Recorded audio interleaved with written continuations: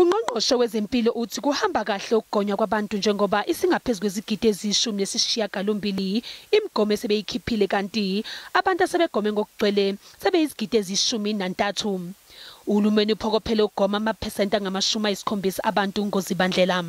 On the 27th of September, we technically exited the third wave, which is really very welcome information.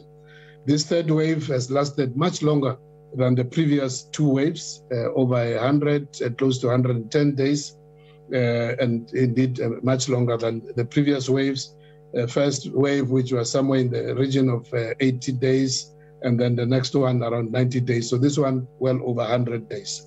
Ubuye waxwayisa abantu ngokuthi banganethezeki nje bakhululeke i-COVID-19 isekhona.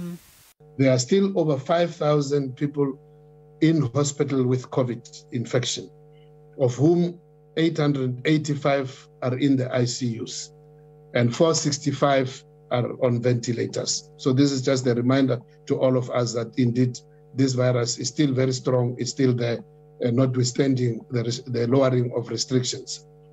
uDokotela uPhaahla uthi umkhankaso ngezimpelasonto onxenxa abantu kuba bagome ivuma ube impumelelo enkulu. Kugome abantu abangaphezulu kwenkulungwane ezingamaphesenti kuleli sonto. Over this Vuma weekend, we surpassed our minimum target of 350 vaccination doses administered.